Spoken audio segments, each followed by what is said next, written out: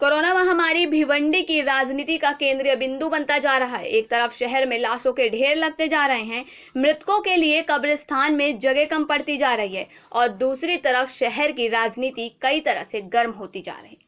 Lockdown की मार में आर्थिक तौर पर टूट चुकी भिवंडी की जनता सरकार की तरफ से लॉकडाउन में दी गई छूट में अपनी आर्थिक स्थिति को पटरी पर लाने का प्रयास कर रही थी कि मनपा प्रशासन की तरफ से 18 जून से 15 दिनों का लॉकडाउन करने का प्रस्ताव सर्वसहमति से मनपा महासभा ने पारित किया गया। इस प्रस्ताव को MIM अध्यक्ष खालिद गुड्डू ने पूरी तरह से अवैध बताया है और मनपा आयुक्त से मांग की है कि इस प्रस्ताव को रद्द किया जाए।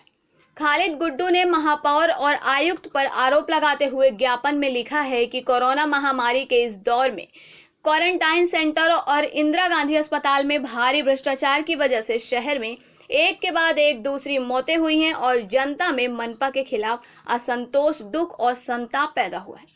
इसी दृष्टि में जनता का ध्यान हटाने के लिए मनपा ने 90 नगर सेवकों में से सिर्फ 30 से 35 नगर सेवकों को नोटिस देकर 16 जून को महासभा में बुलाया, जबकि कानूनी रूप से विशिष्ट सभा के लिए 2/3 मतलब 60 नगर सेवकों की उपस्थिति अनिवार्य थी।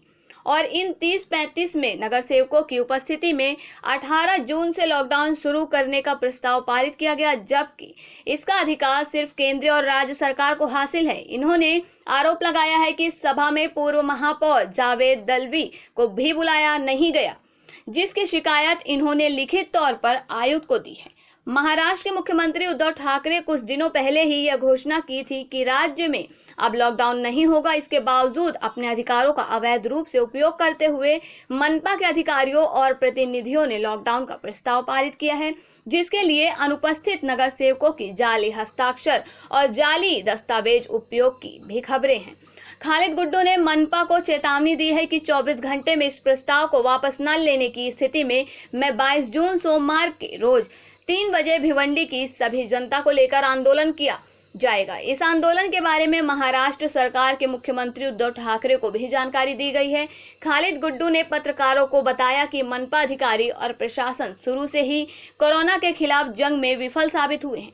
लोगों की मौत पर भ्रष्टाचार और राजनीति करने वाली भिवंडी मनपा क्या केंद्रीय और राज्य सरकार से भी उच्चतर है कि महाराष्ट्र महानगर पालिका अधिनियम 1949 का खुल्ला उल्लंघन किया जा रहा है।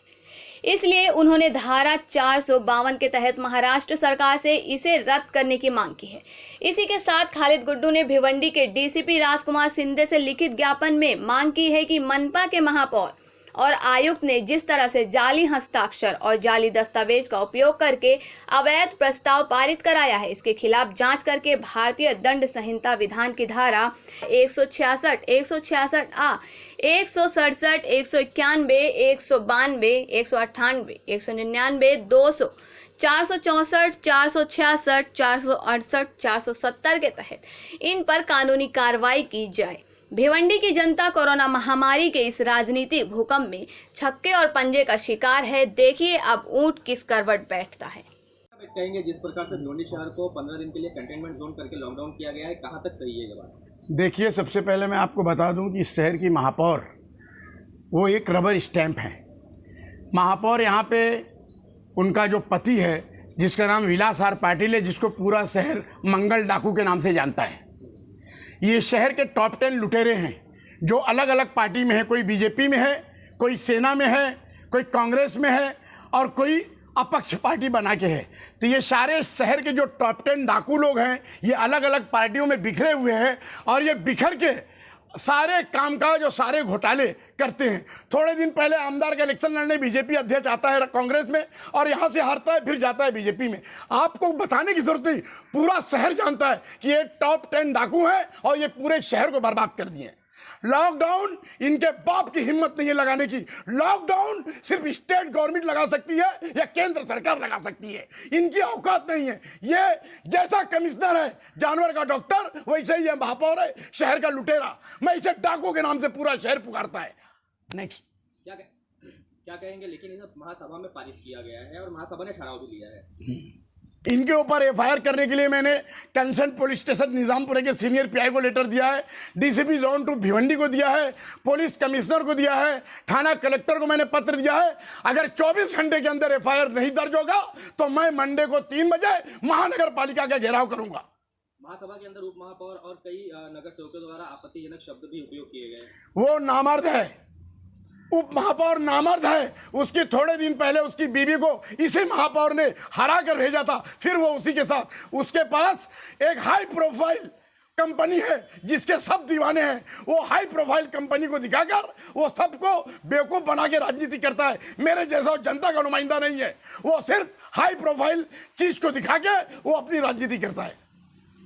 लॉकडाउन के बारे में क्या कहेंगे? जिस प्रकार शहर लॉकडाउन 24 घंटे में म्युनिसिपल कमिश्नर ओपन नहीं करेगा तो म्युनिसिपल कमिश्नर को ये सह आरोपी करके उसके ऊपर भी केस दर्ज होगा।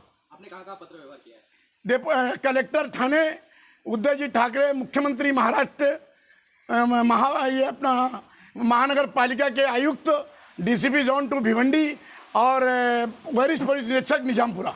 क्या कहना चाहेंगे कि केंद्र और राज्य स्तर पे लॉकडाउन किया जाता है? लॉकडाउन का जो अधिकार है वो स्टेट गवर्नमेंट ऑफ महाराष्ट्र और केंद्र सरकार के पास ये है और ये किसी के पास नहीं है। आपने देखा पूरे हिंदुस्तान में किसी और महानगर पालिका ने, कोई और जिला अधिकारी ने लॉकडाउन लगाया? ये साले नालायक लोग जिनको कानून का पता नहीं, साले बिकाऊ लोग ये इस शहर में लॉकडाउन लगाएंगे? इनकी औकात नहीं है। राजनीति में मैं इनका बाप हूँ। एक शेर के साथ मैं बोलता हूँ, राजनीति कोई खेल नहीं जो बच्चा खेले। हमने भी है 32 बरस पापड़ बेले। ये बच्चे हैं मेरे सामने, बच्चे। लॉकडाउन करने की नौबत क्यों आए शहर में? ये बीमारी को इलाज नहीं कर पा रहे हैं। इनके आईजीएम हॉस्पिटल में वेंटिलेटर मशीन नहीं है, गैस सिलेंडर नहीं है, ये सही से पेशेंट का इलाज नहीं कर सकते, इसलिए लॉकडाउन लगा के अपनी काली करतूत को छिपा रहे हैं। टोरेंट के बारे में आप हमेशा फाइट करते रहे, टोरेंट का मुद्दा कहाँ तक पहुँचा है? टोरेंट का मुद्दा एक ही है कि सारे शहर के लोग मेरी आवाज में आवाज मिलाकर बिल नहीं भरना है, नहीं भरना है, नहीं भरना है। सरकार को झुका के रहेंगे अपन और पूरे महाराष्ट्र की बिल माफ करा के रहेंगे।